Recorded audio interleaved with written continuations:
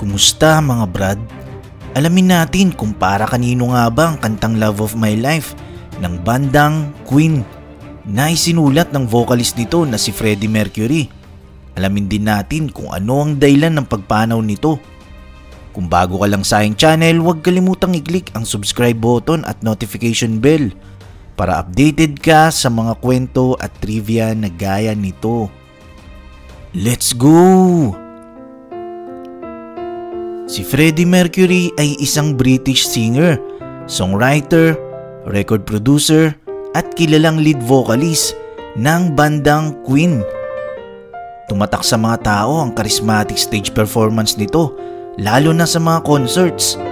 Maraming kanta ng Queen ang talagang pumatok, tulad ng kantang Killer Queen, Bohemian Rhapsody, Somebody to Love, We Are the Champions, Don't Stop Me Now, Crazy Little Things Called Love, at Love of My Life. Speaking of Love of My Life, sino nga bang tinutukoy ni Freddie Mercury dito?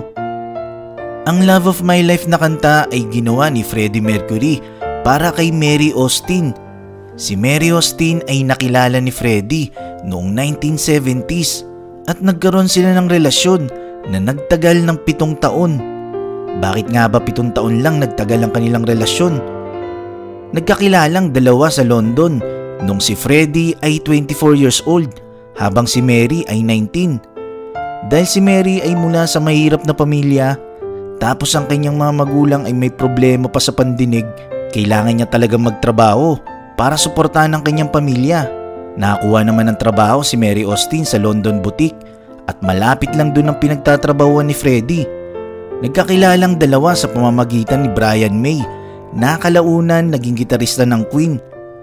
So dahil nagkaroon ng instant attraction ng dalawa, hindi nagtagal ay nagsama sila. Bagamat si Mary ay hindi naman talaga na in love sa una nilang pagkikita. Sabi nga niya, "It took about 3 years for me to really fall in love." Yun din yung time na binuo ni Freddie Mercury ang bandang Queen, kasama ang gitaristang si Brian May at drummer na si Roger Taylor. Nung nagsisimula pa lang ang karir ni Freddie, hindi naman ganun kaglamoroso ang lifestyle niya. Kumbaga si Freddie at Mary ay nanirahan lang sa isang maliit na apartment at namuhay ng simple at normal. Noong 1972, ang bandang Queen ay pumirma ng kauna-unahan nilang record deal na talagang nagpabago sa kanilang mga buhay.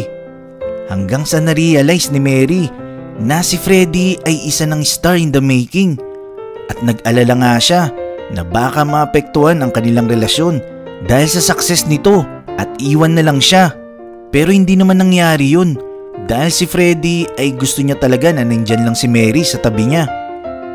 Noong Christmas Day ng 1973, si Mary ay sinurpresa ni Freddie ng isang malaking box na naglalaman ng maliliit na box sa loob. At sa huling maliit na box, nagulat si Mary nang makita ang loob nito at naglalaman ng isang jade ring. Hindi niya expected na aalukin siya magpakasal. So ito yung pinakamasayang araw na nangyari sa buhay ni Mary. Gayunpaman, hindi natuloy ang kanilang kasal. Nung una, nagtaka si Mary kung bakit parang may nag-iba kay Freddie. Inisip niya na baka ang rason ng panlalamig niya ay dahil sa kanyang kasikatan. Habang tumatagal, lalong naramdaman ni Mary na lalong lumalayo ang loob ni Freddie sa kanya. At finally, nag-confess na ito. Dito umamin si Freddie na siya ay bisexual. Ang sagot ni Mary sa kanya, "No Freddie, I don't think you are bisexual. I think you are gay."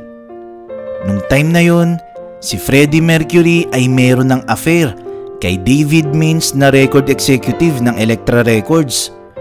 Dahil sa pag-aming yun, hindi na natuloy ang kanilang kasal. Parehas silang umalis sa kanilang tinitirhan.